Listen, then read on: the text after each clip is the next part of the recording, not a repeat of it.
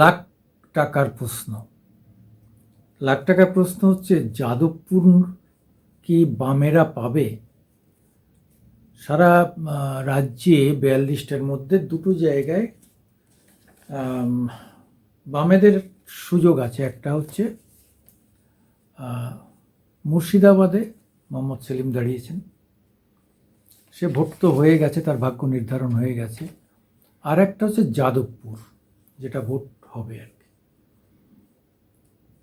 এবার এই যাদবপুরের যদি আমরা একটু অতীত দেখি,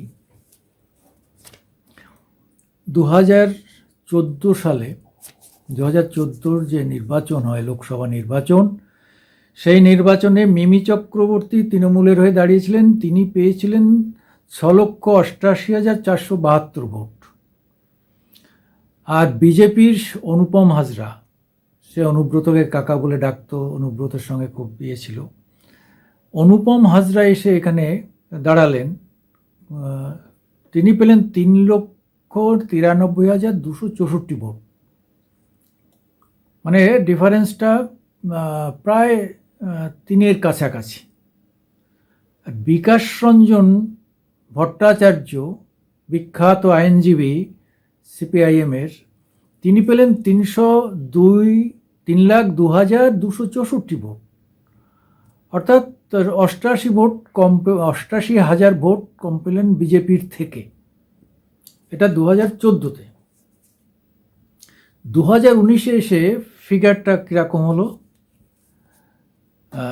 সুজন চক্র মানে এসে সুগত বসু, কৃষ্ণা বসুর ছেলে সুগত বসু দাঁড়ালেন তৃণমূলের হয়ে তিনি দাঁড়ালেন। তিনি পেলেন 5,84,244 ভোট, অর্থাৎ মিমি পেয়েছিল 6,88,000, উনি 5,84,000, অর্থাৎ পাক্কা 1,02,000 ভোট কম পেলেন, তবুও জিতলেন।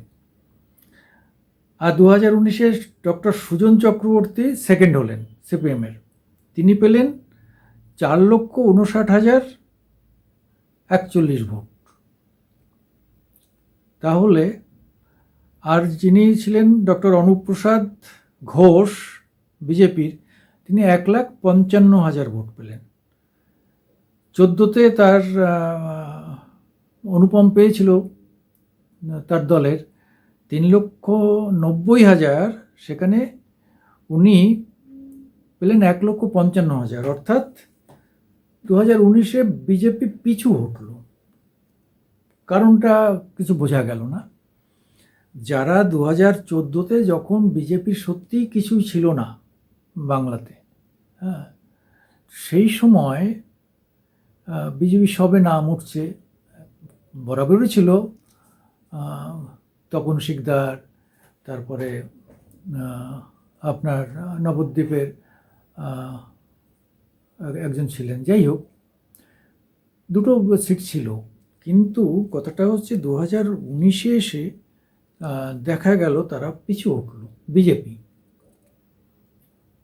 তাহলে বিজেপি হচ্ছে তৃতীয় পজিশনে গতবারের নির্বাচন 2019-এ, সেকেন্ড ছিল 2014-তে, 2019-এ এসে থার্ড পজিশন।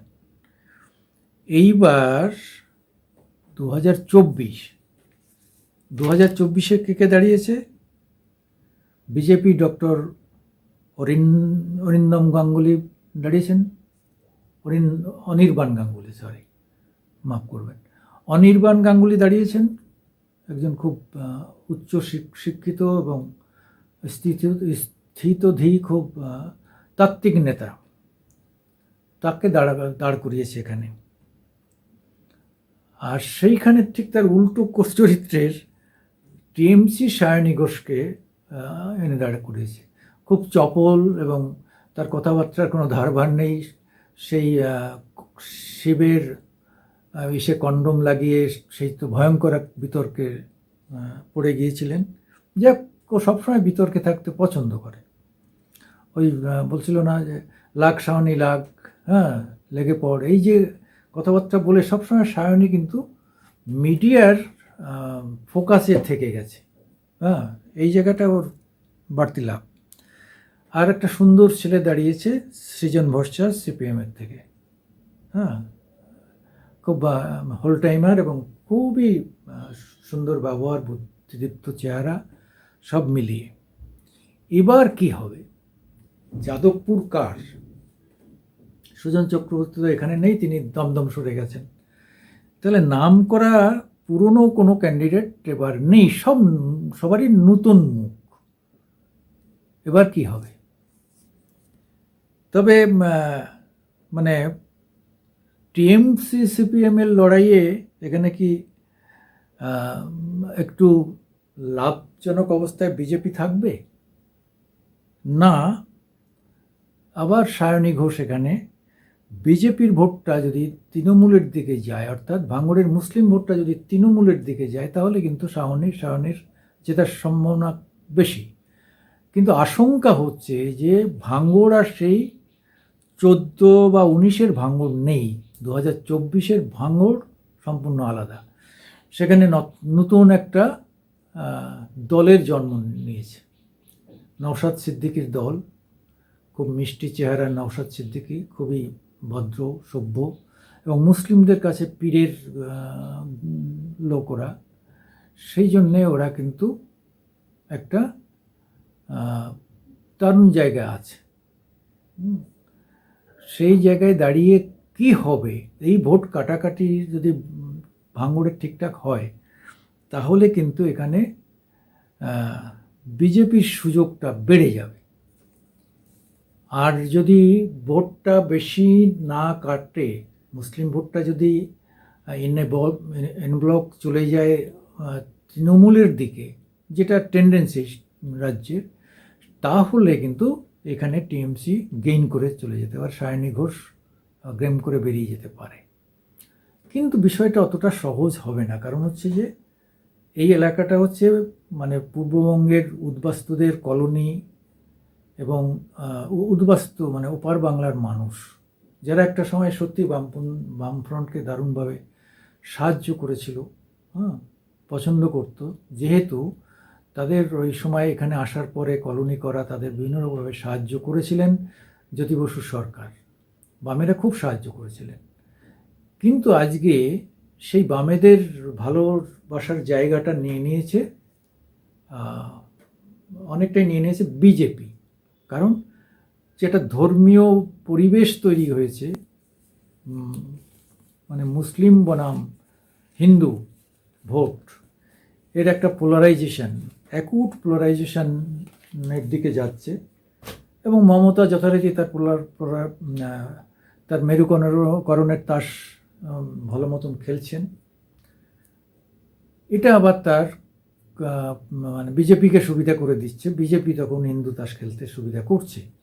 অযোধ্যা মন্দির থেকে আরম্ভ করে হিন্দুত্বের ফ্লামবয়েন্ট বয় হচ্ছে এখন নরেন্দ্র মোদী। হিন্দুত্বের একদম তিনিই হচ্ছেন একমাত্র পরাকাষ্ঠা। এইটা নিয়ে কিন্তু যাদবপুর এখন টালমাটাল। তবে আমাকে বললে আমি এটা বিজেপির দিকে আপাতত প্লাস বলে ধরে নেব। নমস্কার, আমি সুকুমার দেবনাথ, মামাটি মানুষ আমার ইউটিউব। আপনারা মাঝে মাঝে দেখেন, আমাদের একটু লাইকস দেবেন, একটু ভালোবাসা দিয়ে সাবস্ক্রাইব করবেন, যাতে আপনাদের মতো আরও অনেক লোকের কাছে পৌঁছাতে পারি। নমস্কার।